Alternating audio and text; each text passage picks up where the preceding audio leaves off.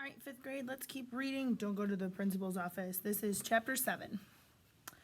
I'm going to run away, I declared, but I don't think anyone heard me. We were walking home. The wind was blowing pretty hard now, and the mud that we had all over ourselves and our clothes was drying fast. In fact, I could hardly move. I was so stiff. I'm going to be in serious trouble, Bobby said. I probably won't be able to go anywhere for months.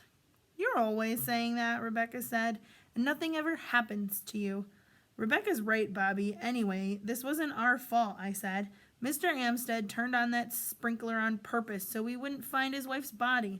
Now I'm positive she's buried somewhere in his front yard. It doesn't do us any good to know that, though. We'll never find her now, Ted said. There's no way we can ever set foot again on his property. Rebecca was jumping up and down, trying to shake the caked mud off of her. He'll have the sod down by tomorrow morning, and all those bodies will never be found. He's probably even planning a lawn party, and he'll be laughing to himself as people walk all over his wife and the rest of those poor people. I stopped and looked at her. What are you talking about? What other bodies? Think about it, Richard. I bet he has a regular graveyard in his front yard. There's no telling who else was buried there. Actually, that made a lot of sense. If Mr. Amstead was capable of sawing his wife in half, then he was capable of burying other people in his front lawn. Then I had an idea. All we need are grave markers. Grave markers, Ted said. Yeah, tombstones. Is this another one of your brilliant ideas? Ted demanded. I would have to let that go. If it hadn't been for Rebecca, because sometimes there's just no sense in arguing with Ted. But Rebecca said, That's a great idea, Richard. We need to let other people know about this some way. If people see a lot of tombstones on Mr. Amstead's front lawn, then they'll start to wonder why they're there, and we may just get one person who believes us and starts asking Mr. Amstead pointed questions. Thank you, Rebecca, I thought. Ted started walking again. Well, it might work, but I just don't want to get in any more trouble. Yeah, we're already in enough trouble as it is, Bobby said. But where are we going to get those big marble tombstones, Ted asked, and who's going to carry them over to Mr. Amstead's house and put them on his front lawn? I thought for a minute. Ted had a point. Well, I guess we could use those little metal markers instead. You just stick those in the ground at the head of each gravestone. I'll see if I can find some of those tomorrow. Wait, I have another idea, Rebecca said. We could make some tombstones out of cardboard and use pointed sticks to put them in the ground. What do you mean? I asked.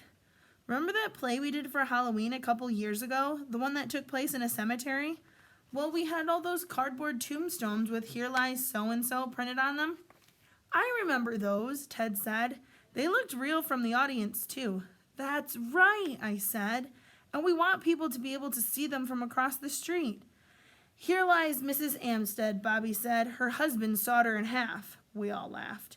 Even caked in mud, I was beginning to feel better. I guess we could just make up names for the other bodies buried in the front yard, Rebecca said. Everybody liked that idea, too. Since tomorrow was Saturday, we made plans to get together at Rebecca's house and work on the tombstones. She still had a lot of cardboard and paint left over from the time we did the Halloween play. We can make them in our basement. We can sort of turn it into a party, Rebecca said. It'll be fun. I could think of other things that might be more fun to do on a Saturday, but right now the only thing on my mind was convincing someone that Mr. Amstead was a monster who operated on kids' brains and sawed his wife in half and then buried her body in the front yard. By the time I got home, I was almost completely dry and had been able to shake off most of the mud. I still looked real dirty, like I had been playing baseball and had slid on base a lot, but there was nothing I could do about that. Mom and Dad were watching TV, so I was able to go to my room, take off my clothes, and take a quick shower before anyone even paid attention to me. When their TV program was over, Mom came in to check on me. I was in bed reading a horror book. Well, how was school today, Richard? I haven't had a chance to talk to you since you got home. It was okay, I guess. How do you like the new principal? I swallowed hard. Did Mom know something? Had Mr. Amstead called her about the lawn sprinkler incident? All right, I guess. He's kind of strange. Mom sat down on the bed. I took a deep breath. I was just hoping this wasn't going to turn into one of those family talks she was so fond of having with me at bedtime. Strange? I shrugged. Oh, it's nothing really. It's just that, well, he operates on kids' brains, and tonight he sawed his wife in half. Mom stood up, shook her head, and gave a nervous laugh. Richard, if you don't stop reading all those horror books, people are going to think you're the strange one. I shrugged and gave her a sheepish grin. This discussion was obviously not going to get me anywhere. I yawned. Well, I'm kind of sleepy, and I need to get up early in the morning, too. I'm going to go over to Rebecca's house tomorrow so that we can make some tombstones. Some tombstones? Yes, it's a class project. That did it for Mom. I wasn't making any sense to her. Well, you get some sleep then, and I'm sure things will look different in the morning. Mom always says things like that. Actually, when I woke up the next morning, things still looked the same. By the time I got to the kitchen, everyone else was already eaten, but Mom was ready with my pancakes and bacon, which we have every Saturday morning. I guess I have great parents because they just sort of let me do what I want on the weekends.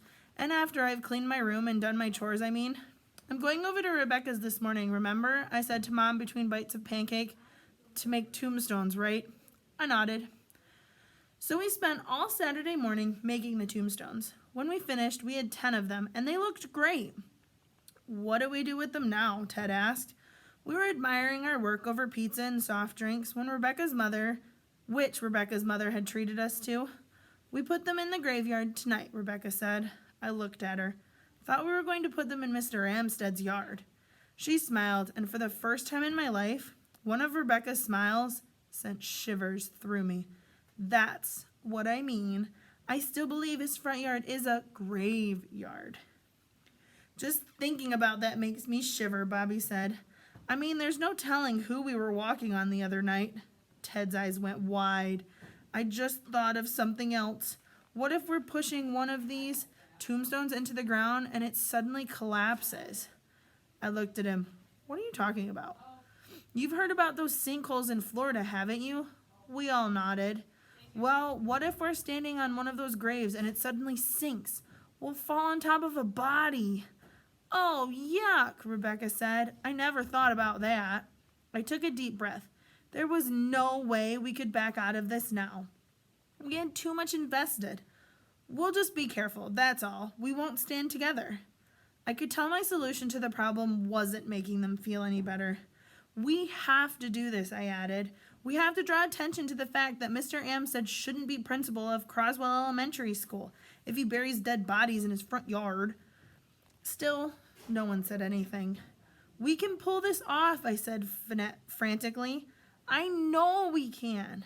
Richard's right, Rebecca said finally. We owe it to the rest of the student body. I let out a big sigh and looked at Bobby and Ted. Well, Ted took a deep breath. I guess so. But if anything happens, if I fall in on a dead body, then I'm going to be really mad about this. Bobby reluctantly nodded his agreement too. Okay, now that that's settled, I said, let's decide exactly how we're going to do this tonight. We'll have to wait for his plan in the next part.